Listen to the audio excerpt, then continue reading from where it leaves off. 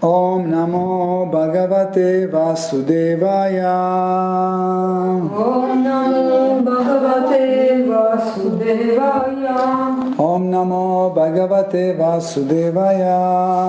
Om Namo Bhagavate Vasudevaya. Om Namo Bhagavate Vasudevaya. Om Namo Bhagavate Vasudevaya. Om Ajnanati Mirandasya Jananjana Shalakaya Chakshurun Militam Yena Tasmai Shri Gurave Namaha Shri Chaitanya Manobhishtam Stapitam Yena Bhutale Svayam Rupa Kadamayam Dadati Svapadantikam Vandeham Shri Guru Shri Yuta Padakamalam Shri Guru Vaishnavam Shcha Sri Rupam Sagrajatam Sahagana Raghunatham Vitam Tam Sajivam Sadvaitam Savadutam Parijana Saitam Krishna Chaitanya Devam Shri Radha Krishna Padan Sahagana Lalita Shri Vishakam Vitamscha Hey Krishna Karuna Sindhu Dinabandhu Jagatpate Gopesha Gopika Kanta Radha Kanta Namostute Tapta Kanchana Gaurangi Radhe Vrindavaneshwari Vrishabhanu Sukte Devi Pranamami Hari Priye Vancha Kalpadarubhyascha Kripa Sindhubhya Evacha Patitanam Pavanebhyo Vaishnavebhyo Namo Namaha Nama Om Vishnu Padaya Krishna Prishtaya Bhutale Shrimate Bhaktivedanta Swami Niti Namine Namaste Sarasvati Devi Gauravani Pracharine Nirvishesha Shunyavadi Paschatya Deshatarine Jai Shri Krishna Chaitanya Prabhu Nityananda Shri Advaita Gadadhara Shivasadi Gaura Bhakta Vrinda Hare Krishna Krishna Krishna Hare Hare Hare Rama Rama Rama Hare Hare Hare Nama Eva Kevalam Kalunasteva Nasteva Gatiranyataha Om Namo Bhagavate Vasudevaya. Om Namo Bhagavate Vasudevaya. Om Namo Bhagavate Vasudevaya. Om Namo Bhagavate Vasudevaya. Om Namo Bhagavate Vasudevaya. Om Namo Bhagavate Vasudevaya. Hare Krishna, chers dévots, nous continuons notre étude de Srimad Bhagavatam.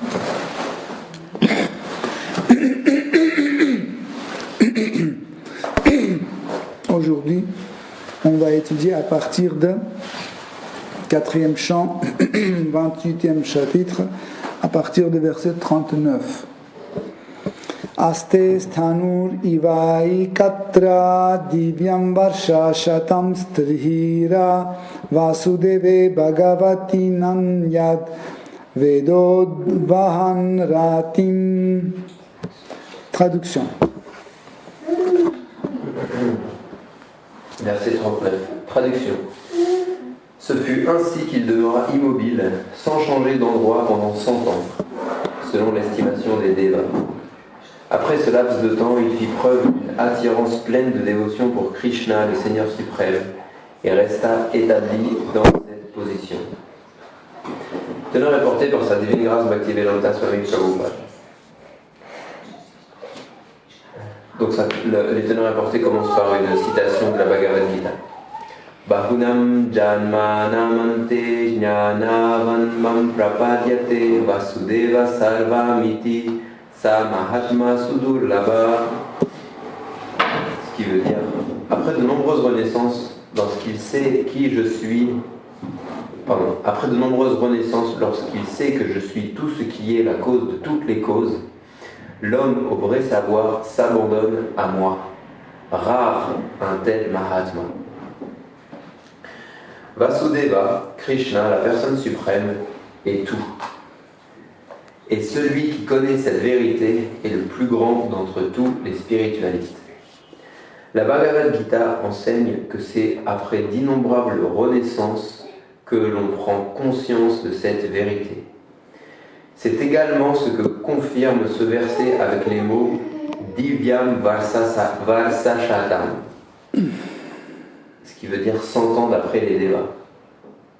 Selon les calculs des Devas, une journée composée de une journée. Ok. Je m'excuse, C'est le commentaire de quel verset que tu lis? 39. 39. Verset 39. 4, 28, 39. 4, 28, 39. Est-ce que les dévots nous entendent bien? Oui. J'ai allumé le micro. Oui. Ok, donc je reprends. Donc, selon les calculs des Devas, une journée de 12 heures équivaut à 6 mois sur la Terre. Ces 100 années de Deva égaleraient donc à 36 000 années terrestres. Le roi Malayadvaja se consacra donc à la pratique d'austérité et de dure pénitence pendant 36 000 ans. Après tout ce temps, il s'établit dans le service de dévotion offert au Seigneur. Pour vivre ici-bas pendant tant d'années, il faut y renaître de nombreuses fois. Ceci confirme la conclusion donnée par Krishna. En arriver au point d'adopter la conscience de Krishna, réaliser une fois pour toutes qu'il est tout et le servir, ce sont là les critères du stade de la perfection. Le Chaitanya Charitamrita enseigne Krishna Bhakti Kaile Sarva Karma Krita Hari. Celui qui par l'adoration ou le service de dévotion offert à Krishna parvient à la conclusion qu'il est le tout de ce qui est, celui-là a véritablement atteint la perfection à tous les égards. Cependant, il ne suffit pas de parvenir à la conclusion que Krishna est tout. Encore faut-il demeurer établi dans cette réalisation. Voilà donc en quoi consiste la plus haute perfection de l'existence, celle-là même que le roi Malayadvaja atteignit à la fin de sa vie. Tiens, merci.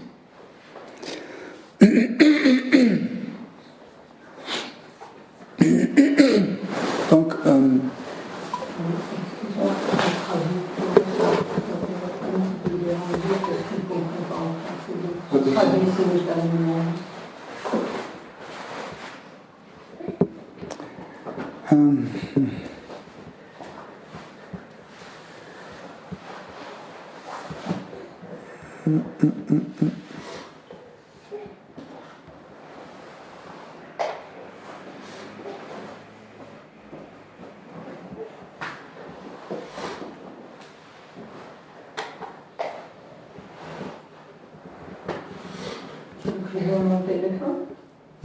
non, c'est bon. Donc, nous sommes dans l'épisode qui décrit les dernières années de la vie de roi Malayadvaja, qui a épousé Vaidarpi, qui à son tour était, dans la vie précédente, était un homme qui s'appelait Puranjana, mais parce qu'au moment de mourir, il était trop concentré sur sa femme. Et quand on dit très concentré sur la femme, c'est pas seulement l'aspect physique de femme, mais aussi être plongé dans la mentalité d'une femme, dans la nature d'une femme. Il a reçu un corps d'une femme, et dans ce corps-là, il a épousé en fait roi Malayadvaja, qui à la fin de sa vie, les dernières années, en général, l'homme toujours comptait la moitié de vie vivre dans la société, dans la vie sociale, et puis quand son devoir personnel, professionnel, son devoir familial, devoir social était déjà appliqué, l'homme se retirait de la société. En fait, nous ne comprenons pas en fait pourquoi c'était très bien. Les gens laissaient vivre les autres sans devenir un obstacle pour les autres. On se retirait, par exemple, si quelqu'un dans Kali Yuga habite 100 ans, donc 50 ans après de son activité, il allait à la retraite. Aujourd'hui, la retraite est mal comprise. Nous pensons que la retraite, c'est ne plus travailler et faire la vie, en fait, gratifier nos sens, faire le plaisir. Tout ce que je n'ai pas fait jusqu'à aujourd'hui, je vais faire. J'ai beaucoup de temps pour consacrer à moi, etc. Mais en fait, l'homme, souvent, utilise ça contre lui-même et pas pour son bien. Donc, les gens se retiraient dans la nature. Souvent, c'était la forêt ou des montagnes, près des rivières, etc., où ils s'abandonnaient à un Seigneur suprême en se nourrissant de ce qu'ils trouvaient dans l'environnement. En fait, qu'est-ce qu'on peut trouver dans l'environnement pendant l'année, hein? Par exemple, pendant le printemps, tu peux trouver des herbes comestibles qui sortent, hein? Je ne sais pas, certaines bulbes comestibles, les feuilles comestibles, et vers fin de printemps, il y a quelques fruits qui peuvent apparaître, les baies, etc. Qu'est-ce qu'on peut trouver dans la nature? Boire de l'eau, manger des feuilles, et puis vers l'été, il y avait plus de choses à manger, mais quand il n'y avait rien, des fois on mangeait l'écorce des arbres. Sachez que c'est comestible aussi. Pratiquement la plupart des arbres, 90% des arbres, ils ont des écorces qui sont comestibles. Certaines sont considérées pas comestibles, pas parce que c'est venimeux, ou c'est juste parce que c'est pas confortable à manger, parce que c'est amer, ou ça baisse la tension, ou ça monte la tension, ou c'est dur à mâcher, etc. Mais la plupart des écorces sont comestibles, surtout les écorces comment on dit, les sapins, pins, conifères. Voilà. Donc même ils mangeaient ça surtout. On peut manger ça. Oui. Donc on peut dire, mais pourquoi ils faisaient ça? Ils pouvaient faire un petit jardin, un potager dans la forêt. Cultiver des tomates et manger tranquille. Donc, en fait, l'idée, c'est l'idée de retraite était se sentir vraiment dépendant du Seigneur suprême. C'était ça l'idée. Mais si tu as tout, etc., tu as planté les tomates, tu les as cultivées, tu les as mangées, tu penses que oui, mais c'est moi qui les ai cultivées, c'est moi qui ai pu avoir ces tomates, etc. Donc, et on ne se sent pas vraiment attaché à Seigneur suprême. Mais quand on est vraiment sous les règles de Vanaprastha, en fait, cette retraite appelée Vanaprastha, quand on est sous l'ordre de Vanaprastha, on n'a pas le droit d'accumuler la nourriture, on n'a pas le droit d'avoir plusieurs vêtements, voilà. On n'a pas le droit de revenir dans la société. Une fois parti dans la forêt, c'est fini. Tu ne pouvais pas dire, bon, finalement, ça fait 3 mois que je suis là, et aujourd'hui c'est l'anniversaire de mon petit-fils, je vais faire un saut, je vais le voir et je vais revenir. Non. Quand quelqu'un partait en Vanaprastha, donc il épousait l'ordre de Vanaprastha, c'était comme s'il partait mourir. Donc on l'accompagnait jusqu'à la forêt, on le laissait, et c'était fini. On ne voyait plus cette personne. Même, c'est possible qu'il vivait encore dans la forêt pendant 30 ans, 50 ans, je ne sais pas, ou plus, mais il était perdu pour la société. C'est ça le vrai sens de retraite. Et ce qui est intéressant, en fait, quelle était la préoccupation de ces gens qui allaient dans la retraite? En fait, ils commençaient à réaliser l'idée qu'ils ne sont pas ce corps. Donc vous savez, dans des endroits comme ça, la vie est extrêmement dure. Surtout quand vous êtes en Vanaprastha. C'est pas comme ça que vous allez avec une tente, avec les médicaments entre moustiques, les petites lampes de Porsche. Non. Vous allez juste avec un tissu très dur. D'habitude, c'était un tissu fait d'écorce d'arbres.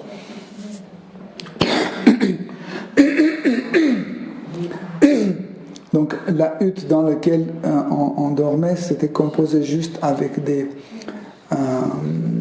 branches. On dormait par terre avec juste une couche d'herbe sur le fond. C'est tout ce qu'on avait maximum le droit d'avoir. Et tout le reste du temps, on faisait des méditations sur Seigneur suprême et surtout sur la différence de l'être de ce corps. En fait, petit à petit, dans des conditions extrêmes comme ça, l'homme commence à comprendre qu'il n'est pas ce corps-là. C'est vrai que nous qui habitons Paris, nous ne sommes pas dans ce genre de situation pour comprendre que, en fait, ce corps, c'est une machine, c'est un robot organique. Mais, par exemple, quand on tombe malade, quand le corps ne fonctionne plus, quand on n'arrive plus à manger ou autre, petit à petit, en fait, il commence à être décomposé. Nous remarquons qu'en fait, nous restons, mais le corps commence à partir. Comme ça, nous réalisons qu'en fait, nous ne sommes pas ce corps. Et dans cette situation, en fait, l'homme priait Seigneur suprême pour qu'il l'engage dans le service dévotionnel. Donc, qu'est-ce que c'est Bhakti, service dévotionnel? C'est la forme de yoga, d'une liaison entre l'être vivant et Seigneur suprême. En fait, nous pouvons avoir d'autres types de liaisons aussi, mais ce n'est pas que chaque type de liaison est Bhakti. Bhakti sous-entend que notre liaison est de telle sorte que tout ce que je fais pour lui faire plaisir. Et je ne fais rien d'autre. Surtout, je ne fais rien pour moi, tout je fais pour lui. Donc ça, c'est le Bhakti. Et l'homme qui partait en fait en Vanaprastha, il se rendait compte que toute sa vie, il ne faisait que vivre pour soi-même. Parce qu'il y avait tellement de tentations autour, etc. Le travail, la responsabilité pour les membres de la famille, etc. Et du coup, maintenant, il a tout lâché, il n'a aucun devoir. Maintenant, il peut plonger dans la conscience Krishna complètement et il essaie de comprendre qui est Seigneur suprême.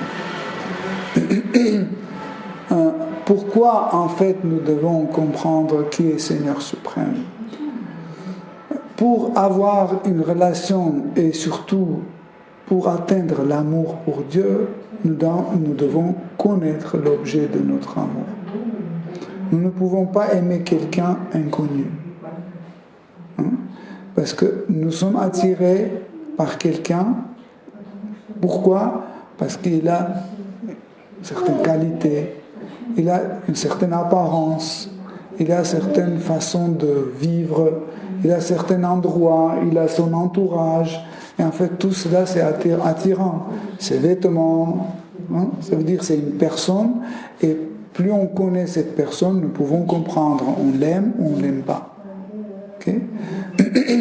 Dire que j'aime Dieu, c'est pas suffisant. Il faut connaître Dieu. Tout d'abord, il faut connaître Dieu. Ça, c'est un processus conscient. C'est un processus conscient. Et en fait, le service dévotionnel il y a trois types de bhakti, de service dévotionnel. Le premier, c'est sadhana bhakti, c'est que quand quelqu'un, sans avoir une attraction vers Shri Krishna, il s'engage dans le processus de suivre les règles et prescriptions de service dévotionnel. C'est un processus conscient. Okay? Donc il le fait quelque chose, par exemple, il cuisine pour Krishna. Okay? Il n'a pas envie pour cuisiner pour Krishna, mais il est conscient qu'il cuisine pour lui. Tu vois la différence? Il n'a pas envie de chanter Hare Krishna, mais il est conscient qu'il faut chanter Hare Krishna.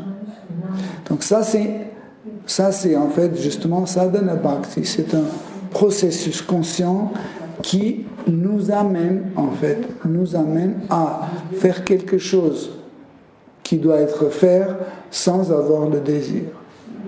D'une certaine façon, c'est une violence sur nous-mêmes. On applique une certaine violence sur nous-mêmes.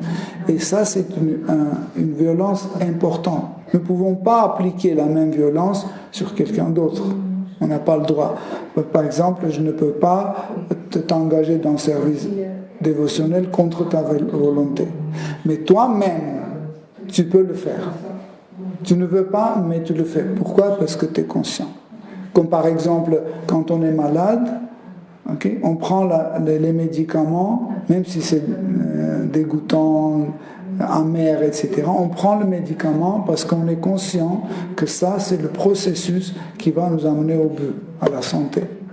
Pareil, pour atteindre Krishna, il y a une méthode appelée sadhana bhakti qui est amère, parce que nous manifestons pendant ou nous appliquons pendant ce processus de sadhana bhakti, nous appliquons beaucoup de choses, beaucoup d'austérité et renoncement. On commence à renoncer des choses qui étaient très agréables pour nous, même si c'est des choses qui ne sont pas interdites par la religion, mais quand on voit que cette chose devient un obstacle à notre progrès spirituel, on la renonce. Oui, par exemple, le sucre n'est pas interdit par la religion, mais si je vois qu'en mangeant du sucre, ma conscience devient faible, je tombe dans l'illusion, mon corps devient faible, j'arrive plus à lire, j'arrive plus à chanter les saints noms, etc. J'arrive plus à me concentrer sur les livres sacrés, je renonce. Le sucre, je l'arrête. Ça c'est en fait, ça c'est la voie de renoncement.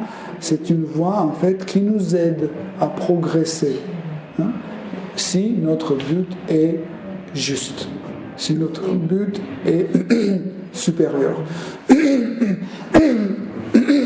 Il faut absolument comprendre que quand quelqu'un va épouser l'ordre de sannyas, tu connais sannyas? Donc les sannyas, c'est une des ordres ordre social quand on prend. En fait, le sannyas, c'est celui qui commence à vivre d'une façon assez particulière. Il n'a plus de relations sexuelles avec aucune femme. Il abandonne sa famille, son épouse, ses enfants, tout. Il ne travaille plus. Si on lui donne à manger, il mange. Si on ne lui donne pas, il ne mange pas, il jeûne. Mais il tourne dans le monde pour prêcher la conscience de Krishna, pour prêcher la spiritualité. Donc, et pareil, Vanaprastha qui va vivre dans la forêt, des fois les Vanaprastha partaient comme roi Malayadvaja, il est parti avec sa femme. Souvent les épouses suivaient leur mari dans cette quête dans la forêt. Et ce qui est intéressant quand on a parlé de sadhana bhakti, de suivre les règles et prescriptions de dévotion, en fait, ça continue pendant vanaprastha. C'est pas comme ça qu'on fait sadhana bhakti et puis après, quand on est allé dans la forêt, il n'y a plus de sadhana bhakti. Si, ça continue. Nous continuons à appliquer les mêmes règles et les mêmes principes, sauf que cette fois-ci, dans des situations plus dures. Beaucoup, beaucoup plus dures.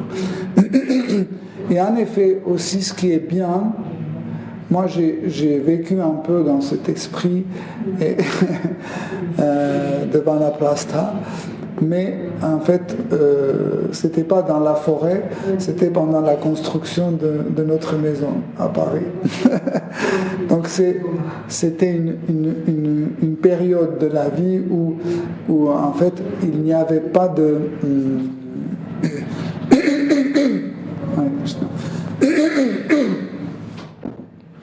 j'avais pas le temps, même pour me couper les ongles, pour me raser, je sais pas, pour me coiffer, pour mettre des vêtements jolis, ça va avec ça ou pas, peu importe. Tu prenais la première chose, le premier vêtement qui tombait sous la main, tu le mettais sur toi et tu partais au chantier pour travailler toute la journée. Et en fait, je me souviens un jour, je rentrais dans la salle de bain et je me suis aperçu dans le miroir et j'ai compris que ça fait longtemps, j'avais aucune idée comment je suis. Et c'était trop drôle que en fait tu oublies qui tu es. Tu es quelque part ailleurs complètement dans ton activité mentale, intellectuelle, etc. Et en fait ce Vanaprastha aussi c'est très très intéressant dans ce sens que en fait nous commençons à être moins en moins attachés à notre corps. On commence à ne plus s'en occuper parce que nous comprenons qu'en fait, juste il faut qu'il reste vivant pour que je puisse comprendre qui est Seigneur suprême. Et au moment quand tu commences à comprendre qui est Seigneur suprême, tu vois que tu n'as même pas besoin de ce corps. Il devient inutile. Et souvent, au moment quand on arrive à ce stade-là, que notre corps est, comme je disais pendant la dernière conférence, que en fait souvent les Vanaprastha, les adultes austères comme ça, ils atteignent un poids à peu près, je sais pas, 30-40 kilos maximum. Ils sont un peu plus gros que le squelette. Le squelette pèse entre 28 et 30 kilos, donc vous pouvez ajouter 15 kilos dessus à peu près de reste. C'est tout. 30 kilos, c'est le poids d'un squelette. Et ce qui était intéressant, c'est que en fait, quand le corps est aussi, je dirais pas maigre, mais aussi aminci et entre guillemets négligé, ce qui est intéressant, c'est que dans cette situation, la concupiscence commence à partir de notre corps. La concupiscence, c'est-à-dire ? La concupiscence, c'est, si on traduit la concupiscence, si on essaie d'expliquer, c'est le désir d'avoir, de posséder, de profiter, de faire le mien. Donc ça, c'est la concupiscence. Pas seulement, des fois, il a la connotation un peu sexuelle, mais ça concerne tout. Par exemple, la gloire, le désir de gloire, c'est aussi une forme de concupiscence. L'avarice, la cupidité, etc. Tout ça, c'est diverses formes de la concupiscence. Donc, mais en fait, les grands sages, les grands ascètes, les grands ermites, ils choisissaient les endroits de vivre qui n'étaient pas confortables. Souvent c'était les endroits froids. quand il fait froid, nous ne sommes pas très à l'aise, et ce froid en fait tue la concupiscence un peu. Et si vous regardez, par exemple, on dit où sont les grands ascètes, où les grands ermites, on dit dans les Himalayas. Dans les Himalayas, il fait toujours froid. Donc ils montent vraiment très très haut. J'ai eu cette expérience dans les montagnes d'Arménie, très très haut, où par exemple, tu as la pelouse en verre, comme ça, en herbe, en mois d'août, il fait 45-50 degrés en bas, et puis tu montes, et puis il y a la neige qui commence tout de suite. En fait, tu vois la différence quand tu montes dans cette partie-là pour faire tes méditations, tes réflexions, etc. Tu vois comment le corps il se comporte, et quand tu descends là où il fait chaud, c'est complètement différent. Et aussi quand tu manges presque rien, quand tu bois de l'eau froide qui vient directement de la rivière, et en fait le corps commence à se purifier, parce que nous faisons rentrer dans ce corps grossier, nous faisons rentrer beaucoup d'informations à travers la nourriture, parce que chaque nourriture est cuisinée ou formée par un être vivant. Par exemple, quand vous mangez une banane, cette banane est formée par un être vivant qui se trouve dedans et qui transmet en fait l'état de sa conscience. Et quand nous mangeons cette banane, en fait, nous la reproduisons en nous. Pareil, quand quelqu'un cuisine un riz, okay, il transmet sa conscience dedans, et nous le mangeons, on enregistre cette conscience en nous. Et comme ça, ce corps-là, il s'appelle Annamaya. Annamaya Kosha, le corps grossier. Anna veut dire la nourriture. Ça veut dire ce corps est composé pas seulement de ce qu'on a mangé comme matière grossière, mais aussi le contenu de conscience qui est dans cette matière. Okay? Et quand nous commençons à se nourrir des choses où il y a moins en moins de conscience des différentes personnes, par exemple, on respire l'air pur, on boit l'eau pure, on mange des feuilles tombées qui sont difficiles à manger. Donc, ils attendaient que la feuille tombe de l'arbre pour la prendre, pour ne pas arracher, pour ne pas faire mal à cet arbre. Ils prenaient et commençaient à manger. Donc en fait, le corps commence à être purifié. En fait, plein de trucs plein de conscience qui étaient rentrées dans ce corps-là part quand on perd en fait notre poids en suivant en fait ces régimes de purification. Si vous remarquez quand on peint un yogi, il est toujours bien mince. Il n'y a pas de yogis comme ça. Pourquoi? Parce qu'en fait, nous ne pouvons pas, à Tyahara, nous ne pouvons pas accumuler trop de choses. Quand on accumule trop de choses, ça préoccupe notre conscience. Par exemple, si vous avez 50 maisons, 30 voitures, etc., votre mental commence à être préoccupé par beaucoup de choses. Et vous avez moins en moins le mental et intellect disponible pour autre chose. Pourquoi la retraite? La retraite est justement pour ce genre d'action où nous pouvons en fait se détacher des choses. Par exemple, quand on fait une retraite à Ezanville, à Orléans ou je ne sais pas ailleurs, ce qui est bien, c'est que pendant un week-end, vous laissez en fait tout ce que vous avez chez vous, le robinet qui fuit, les factures impayées, les voisins qui font la fête, etc.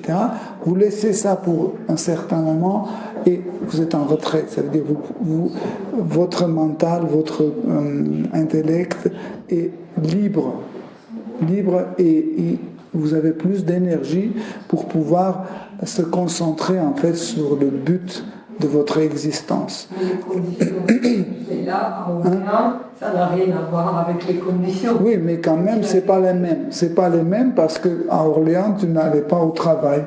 Oui, une partie. Oui, non, mais c'est toujours le but.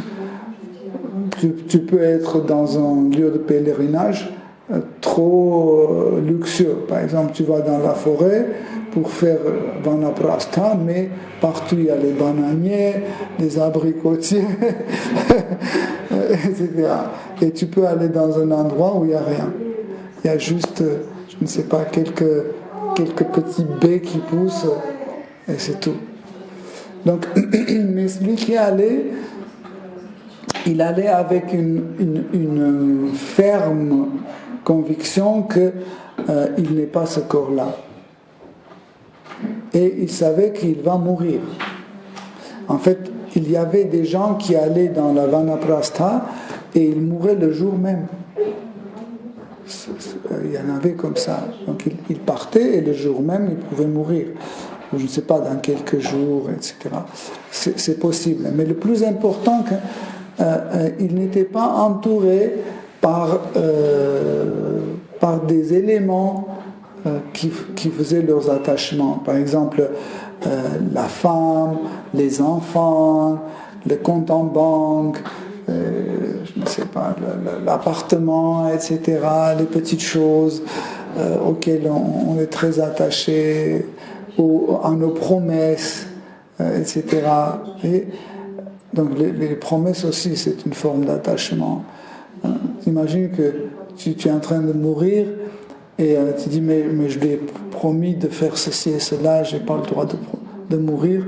Au moment que tu penses à ça, en fait, ça change la forme de ta vie. C'est pour ça que les promesses aussi, en fait, quand on part à Vanaprastha, on a décidé, c'est fini, on n'a plus de promesses. On n'a plus d'obligations.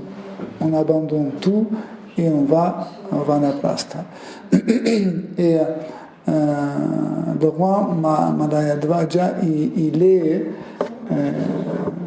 il est parti en fait avec cette conviction ferme et comme Maitreya Muni explique, ou Narada Muni explique, que il a développé un pur amour pour Krishna et il était imperturbable dans ses sentiments. En fait, le vrai état de la conscience est considéré nishtha. Nishtha veut dire constant. Est considéré constant si nous manifestons cet état de conscience d'une façon égale partout. C'est pas comme ça que ici, à Yoga Lyrique, je suis conscient de Krishna, mais quand je vais chez moi, je ne suis plus conscient de Krishna. Ici, je ne mange pas de chocolat, ici, je ne bois pas de café, je ne fume pas, mais quand je vais chez moi... Donc, ou, par exemple, quand tout va bien, je suis conscient de Krishna, mais quand tout va mal, j'arrête de chanter de Hare Krishna, etc. Et je dis non, attends, c'est pas le moment, il y a ceci, il y a cela. Non. Par exemple, Krishna est toujours Nishtha, toujours constant.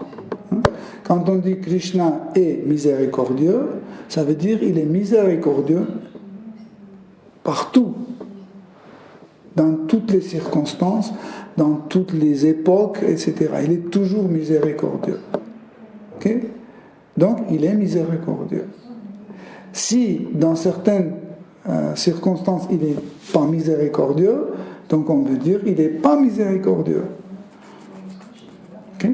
Donc, pour que je dise que Patita Pavana, c'est un homme généreux, je dois voir qu'il est généreux toujours. S'il a 10 000 euros, il me donne 5 000. S'il a 5 000, il me donne 2 500. S'il a 2 euros, il me donne 1. S'il a rien, il me donne la moitié de son rien. Donc, il est généreux. Dans toutes les circonstances, il est généreux. Même si je ne l'aime pas, même si je fais des méchancetés contre lui, etc., il continue à être très généreux envers moi. Parce qu'il ne peut pas autrement, parce qu'il est généreux. C'est ça le sens. Okay? Donc, et quand on dit qu'on a l'amour pour Krishna, cet amour doit être stable dans toutes les circonstances. C'est pas comme ça, tu m'énerves, c'est fini, je t'aime pas. Tu m'énerves pas, tu me sers pas, tu es gentil avec moi, tu n'es pas gentil avec moi. Ça ne change pas mes sentiments. Ça, c'est la définition de l'amour. C'est ce qu'on appelle « Oh, ma chérie, ta. » Et puis un jour, je vois cette chérie avec un autre homme, l'amour disparaît tout de suite. Ou par exemple, elle m'énerve ou il m'énerve, c'est fini. Donc, s'il y avait l'amour, donc elle devait être présente et constante toujours. Ça, c'est quelque chose qui existe. Si ça existe, ça doit exister dans tous les intervalles temporaires. Temporels, pardon. Ok? Et dans ce verset, il est dit qu'il a vécu 100 ans selon l'échelle de temps de demi-dieu. En fait, le temps, nous pouvons percevoir comme le temps absolu et le temps relatif. Dans le monde matériel, pour l'homme, est très difficile à réaliser l'aspect de temps absolu. Pourquoi ? Parce que dans le monde matériel, nous avons besoin de compter. Compter parce que tout est temporaire dans le monde matériel.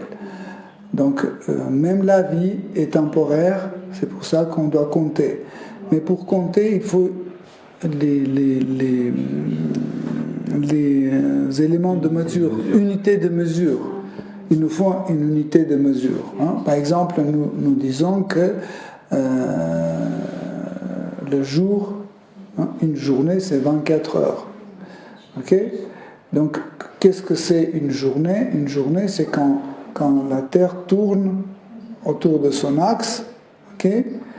Donc, le soleil se lève et le soleil se couche, et après, dès que ça se lève de nouveau, donc c'est 24 heures est passé. Donc, on a divisé par certaines mesures, on a divisé en 24, mais l'unité de mesure, c'était le tour autour de son axe. Okay? Imaginez la même Terre qui tourne avec une vitesse supérieure qu'elle tourne aujourd'hui. Ça veut dire que ce ne sera pas le 24 heures, ça sera moins. Si ça tourne encore plus vite, ce sera moins. Ça tourne encore plus vite, et ça tourne plus lentement. En fait, la journée peut être 64 heures ou 250. Donc, sur les planètes édéniques, en fait, un instant, ici sur la Terre, c'est 100 ans. Donc, un instant, là-bas, c'est comme 100 ans ici. Okay? Donc, c'est pour ça que pour les demi-dieux, c'est très compliqué d'observer la vie des êtres humains. Par exemple, si j'observe la vie d'un homme qui doit vivre 80 ans, donc je fais un instant, il n'est plus là. Au moment quand imaginez que je suis un demi-dieu, je retourne ma tête pour le voir, cet instant, et après il est disparu. Parce que son temps a écoulé pendant que je tournais ma tête. En fait, pour que les demi-dieux puissent rentrer en contact avec les êtres vivants, donc ils sont obligés de se mettre à l'échelle de temps terrestre pour pouvoir rentrer dans une communication. Sinon, ça ne sera pas possible. S'ils restent dans leur échelle, comme s'ils disent bonjour et la personne a disparu, il n'est plus là. Donc, mais le temps, c'est une énergie qui continue à vibrer. Cela veut dire le temps continue à agir comme une substance absolue. Okay? Peu importe avec quelle mesure nous mesurons. Par exemple, on a le mètre. Okay? Je peux mesurer avec le mètre. Les Américains peuvent mesurer avec le... Comment il s'appelle? Inch, etc. Etc. Vous voyez, donc, il y avait différentes mesures. D'ailleurs, le mot mètre vient de mot sanskrit matra. Matra veut dire mesurer. Le mot mètre vient de ça. Mais le temps, il est par soi-même, il est absolu. Mais car nous sommes sous l'influence de l'énergie matérielle, les trois gunas, passion, ignorance et la vertu nous influencent, nous percevons le même temps sous trois formes, passé, présent, futur. Okay? Quand on est sous l'influence de tamas, l'ignorance, l'aspect d'ignorance comme l'oubli, parce que l'oubli c'est une ignorance, l'oubli en fait forme la perception de temps comme le passé. Pourquoi? Parce que je ne peux plus revivre qui est dans le passé. Pourquoi? Parce que la mémoire enlève des choses. Okay? La destruction, c'est aussi un aspect de l'ignorance, et en fait, cette ignorance détruit les choses, et les choses vont dans le passé. Vous comprenez la nuance? Par exemple, ce verre, il est là, mais si l'ignorance le détruit, par exemple, il devient rouillé, etc., il va dans le passé. Parce que je ne peux pas l'avoir comme il était. Je ne peux pas avoir sa présence. Okay? Le futur, c'est le rajas, la passion. La perception de temps est dans la passion. Pourquoi? Parce que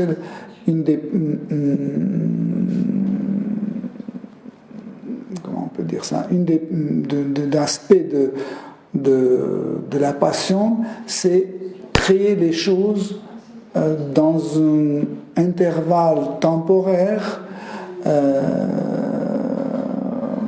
inconnu. Par exemple, nous disons, donc je vais rentrer chez moi, je vais faire un gâteau, je vais faire un sabji, je vais cuisiner le riz sucré, et après je vais lire la Bhagavad Gita, le 10e chapitre en entier, et après je vais faire la lessive, et après je vais me coucher. Qu'est-ce que c'est? C'est le futur. Mais quand ce futur devient présent, je vois que je suis arrivé, j'ai pris ma douche, et je suis allé me coucher. C'est tout. Donc, passion, ne laisse pas se terravolver, comment dire, prendre place. Quand tu te places dans un... Je ne peux pas me mettre dans ces intervalles temporaires. Je ne rentre pas dedans. Je ne rentre pas dedans. Vous comprenez ce que je veux dire? Comme par exemple, j'ai dit je vais faire un riz sucré par passion, mais en fait, en réalité, pour faire un riz sucré, il me faut 2 heures. Mais je ne l'ai pas. Mais pas parce que la passion, en fait, cette excitation, c'est aussi, ça vient de passion. Cette excitation ne me laisse pas apprécier, en fait, est-ce que je peux rentrer dans cet intervalle temporel, je ne peux pas rentrer dedans. Mais sous l'influence de passion, en fait, cette passion ne me permet pas de comprendre ces choses-là. Et pareil, en fait, le présent est une perception de temps à travers la vertu, hein, parce que nous voyons des choses qui nous semblent telles qu'elles sont. Okay? Mais c'est aussi une forme d'illusion, parce que tous les trois, c'est Rajas, Tamas et Sattva, c'est 3 formes d'illusion différentes, mais la vertu nous donne la perception de temps comme une réalité. Parce que le futur et le passé ne sont plus réels pour nous.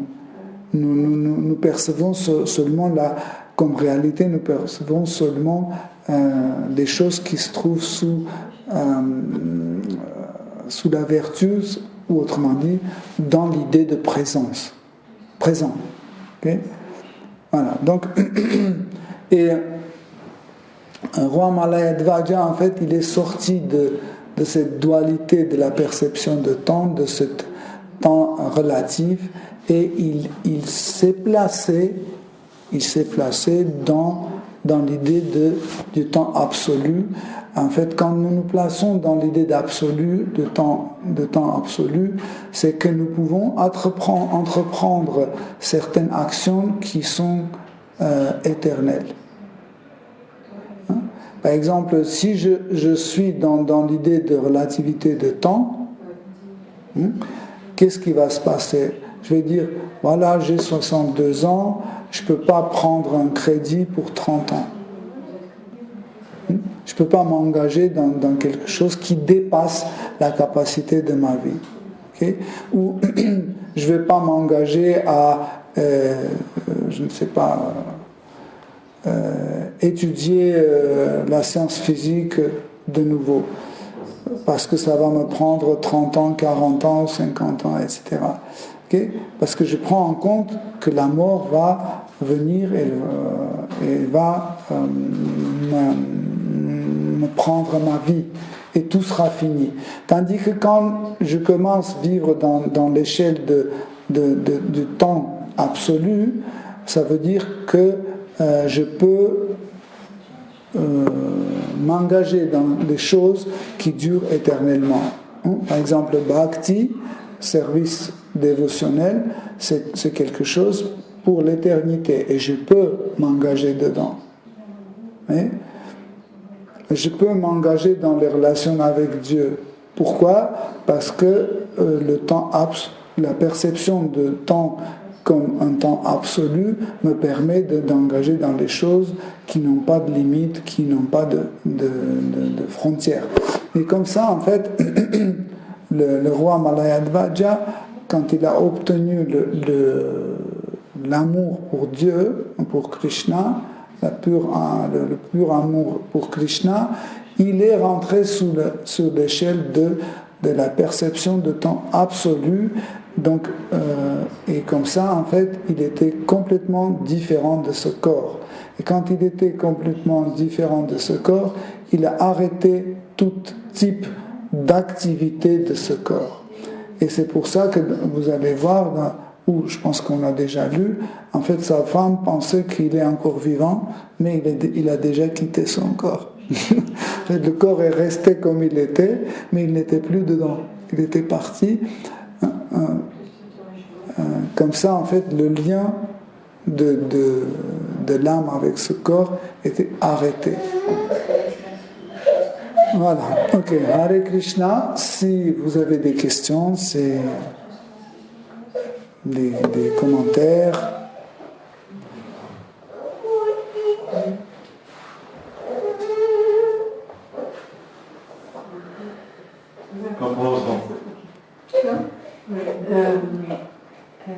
Au début, vous avez parlé qu'il faut faire des efforts, c'est-à-dire, par exemple, la voie de Bhakti, ça suppose de faire des austérités, de se faire violence, un peu de faire les choses qu'on n'a pas envie de faire. Il y a aussi un aspect de Bhakti que, dans la Bhagavad Gita, il y a un verset qui dit que quand on acquiert un goût supérieur, on peut se détacher des objets d'essence. Oui, c'est ça, c'est que il y a, par rapport à d'autres voies de yoga, Bhakti Yoga c'est plus naturel parce que ça va... Oui, ça peut plus... On peut trouver on développe un certain goût petit à petit et à la fin, ça peut éveiller un plaisir dans l'âme. Mais au début, j'ai le sentiment qu'au début, ok, on fait des efforts. Donc au début, peut-être qu'il y a beaucoup de goût, on est très content. Après, à un moment donné, il faut faire quand même des efforts. On fait des efforts parce qu'en fait, comme il n'y a pas le goût, du coup, les choses ne sont pas naturelles. Donc c'est obligé, on se force. Et est-ce qu'on peut dire que du coup, en fait, ce chemin, c'est tout le temps, on fait des efforts, après il y a un goût qui se développe, mais il faut toujours faire un effort. C'est jamais, on ne va pas juste se reposer sur ce qu'on... Donc en fait, c'est les deux. Est-ce qu'on peut dire comme ça qu'il y a le goût qui se développe? Parce que, regarde, Dimidjan,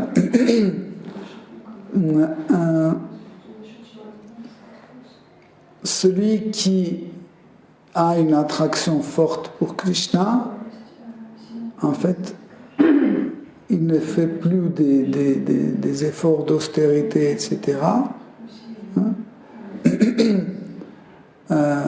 Naturellement, il ne fait que ce qui plaît à Krishna. Et ce qui plaît à Krishna, ça lui plaît aussi. Mais, qu'est-ce qu'il nous faut pour avoir cette attraction-là envers Krishna? Il faut chanter 16 tours de Hare Krishna, Mahamantra. Il faut contrôler la langue, contrôler la parole, contrôler notre sommeil, n'est-ce pas? Contrôler notre association, se lever tôt, se coucher tôt, etc. etc. Ben déjà, tout ça, c'est de l'austérité à faire. Okay? C'est de l'austérité à faire, parce que sinon, on ne peut pas obtenir ça. Bien sûr que nous disons toujours qu'il y a la grâce du Seigneur suprême, sa miséricorde. Si ça ne descend pas, même les efforts ne seront jamais aboutis. C'est vrai. Okay? Mais Seigneur suprême, il est libre de donner sa grâce ou ne pas donner. Imaginez que moi je suppose que le Seigneur suprême va donner sa grâce, je m'assois sur le canapé et j'attends quand est-ce qu'il va donner sa grâce.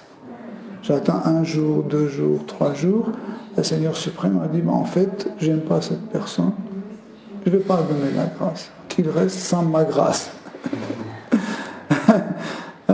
C'est tout à fait possible parce que le Seigneur suprême, il est libre.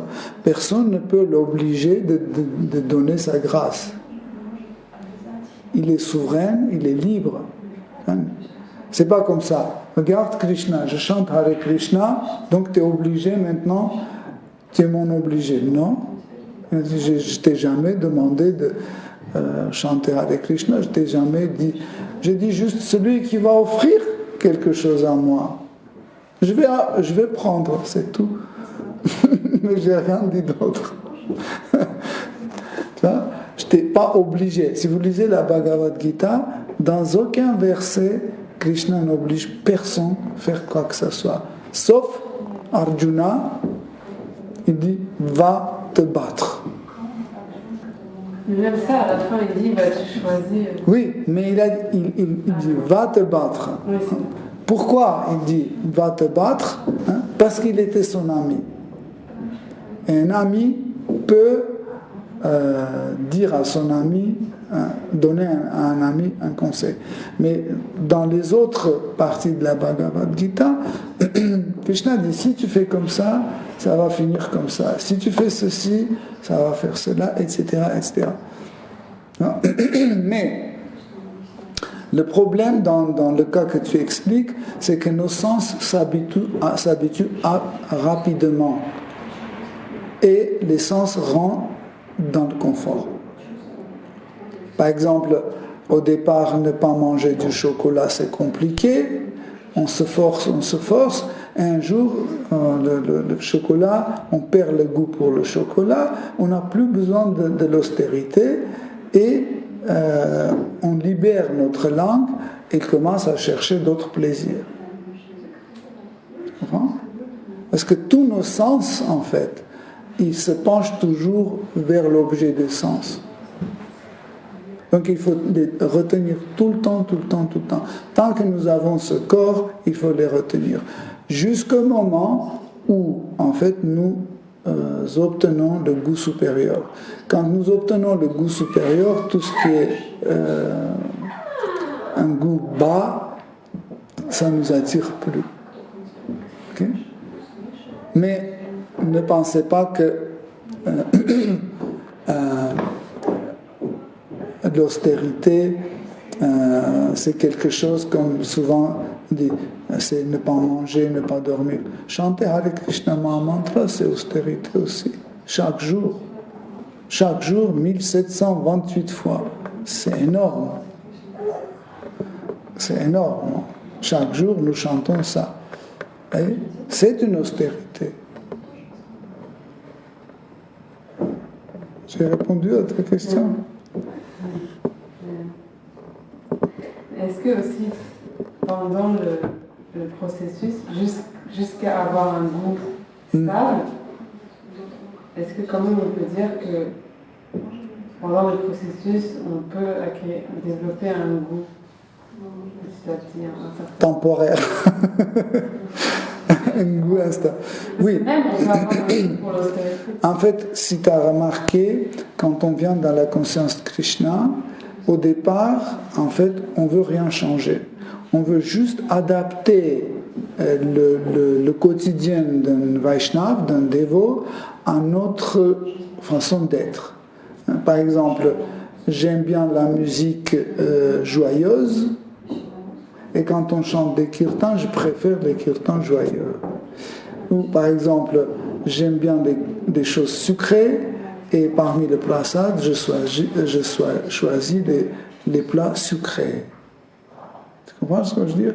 Ou par exemple, j'aime bien les films sur la guerre, et quand on lit Srimad Bhagavatam, je préfère les endroits où il y a le combat. Hein? Ça veut dire j'adapte en fait les choses à mon goût. Je ne change pas encore. Tu comprends? Quand est-ce que je commence à me changer? Quand j'aime bien l'histoire des combats, mais quand on lit Srimad Bhagavatam, je me force d'aller écouter le chant sur le roi Puranjana, où Narada Muni explique comment le corps fonctionne, etc. Ou la création de ce monde matériel, que j'ai jamais aimé la science physique, etc. Et du coup, je me force d'écouter ça. Tu comprends? Là, je peux dire que je commence à changer. C'est pour ça que nous ne pouvons pas avancer sans appliquer une violence sur nous. Hein. C'est indispensable. C'est indispensable, sinon on va vivre la même vie matérielle, mais autorisée. Tu comprends? C'est ce que la plupart, 70% des religieux, en fait, continuent à vivre la vie matérielle dans la religion. Qu'est-ce qu'ils font? Ils aiment bien manger. Ils arrivent, on dit, vous pouvez manger ça, mais vous ne pouvez pas manger ça. Pas de problème, ils enlèvent de frigo ça, et ils vivent leur vie en s'amusant, juste ils ont enlevé ces ingrédients, c'est tout. Mais la vie spirituelle est différente. La vie spirituelle, c'est faire quelque chose pour quelqu'un. Ça veut dire, je le fais pour le plaisir du Seigneur suprême. Krishna n'aime pas que je fume, alors je ne fume pas. Krishna n'aime pas quand je ne suis pas gentil avec les dévots, donc je ne vais pas faire ça, je ne vais pas offenser les dévots. Krishna aime quand je chante son nom, alors je vais chanter. Tu comprends? C'est ça en fait le truc. Et ça, c'est l'austérité. C'est une austérité parce que nous avons encore le goût précédent. Tant que le goût précédent il marche derrière nous comme une ombre qui ne se sépare pas de nous, tu vois, il est toujours avec nous, nous commençons à adapter des choses. Par exemple, souvent vous pouvez voir les dévots qui ont arrêté de manger des saucissons ou des saucisses, et il achète les mêmes saucissons mais vegan. Et quelle est la différence? Ça veut dire que tu continues la même chose, tu n'as pas changé, juste tu as changé l'objet, mais toi-même tu n'as pas changé, parce que tu as la même entre ils disent mange, c'est vraiment comme la viande. Quel est le sens? C'est stupide. Il dit c'est vraiment comme la viande, mange. Bien. Tu comprends? Pour qu'on puisse changer, il faut qu'on fasse ça.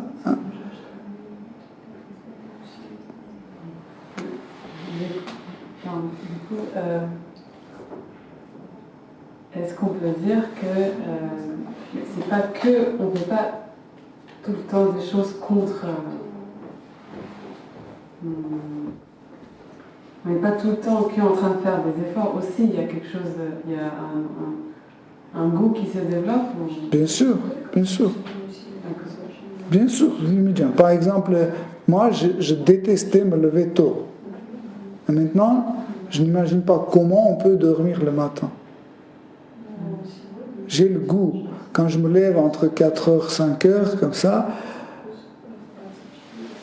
juste rester veillé à cette heure-ci, c'est déjà bien. Et des fois, tu te dis, oui, je ne vais pas tomber dans la gratification des sens. Mais juste le fait que tu te lèves comme ça, tu vas le matin, Sattva-guna, l'air est pur, etc.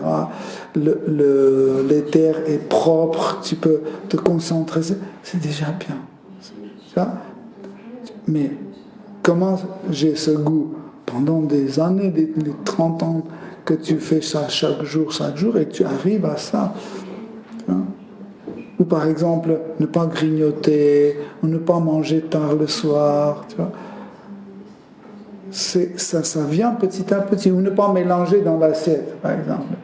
C'est incroyable, mais maintenant, par exemple, quand je mange le riz, et il y a un morceau de sabji qui est dedans, ça fait je sais pas, c'est un peu étranger. Tu le retires, tu dis, bon, je vais manger après. Il ne faut pas qu'il soit mélangé parce que tu as pris le goût de ne pas mélanger les choses. Mais ça, c'est dans le temps qu'on développe ça. Tu vois? On développe certaines petites choses au fur et à mesure. C'est incontournable. Tu ne peux pas dire que oui, ça fait déjà 10 ans, 20 ans. Non. Si tu as choisi la voie de changer soi-même, c'est bon. Mais si tu as choisi la voie de changer des choses et pas toi-même, il n'y aura pas de changement. Le goût va rester toujours le même et tu ne vas pas avancer. Un jour, tu vas voir que en fait, tu vas dire, bon, ça fait longtemps, j'en ai marre, bon, de toute façon, rien ne change, etc.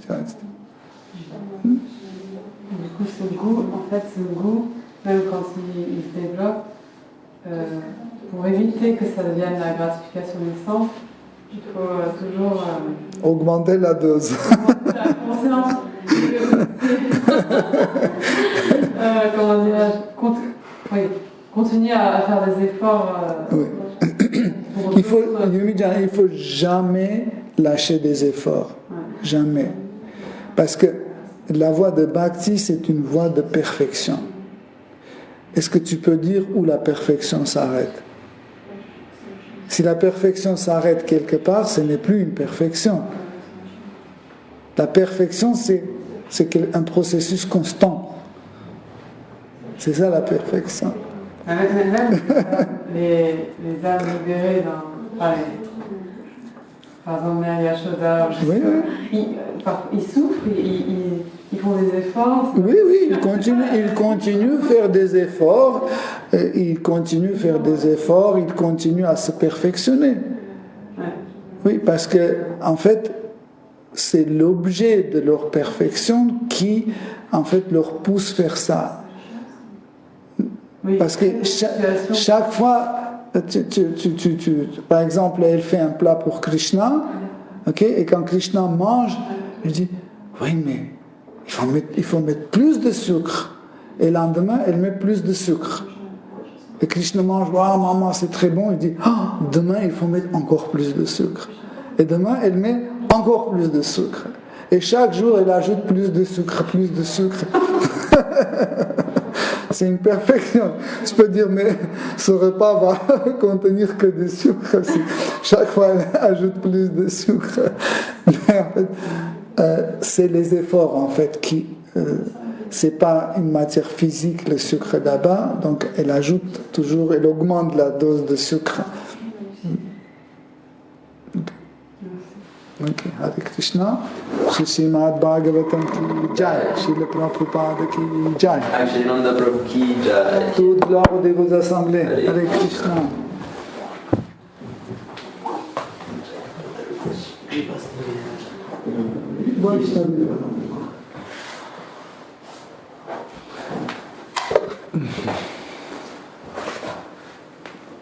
Tiens, tu mets un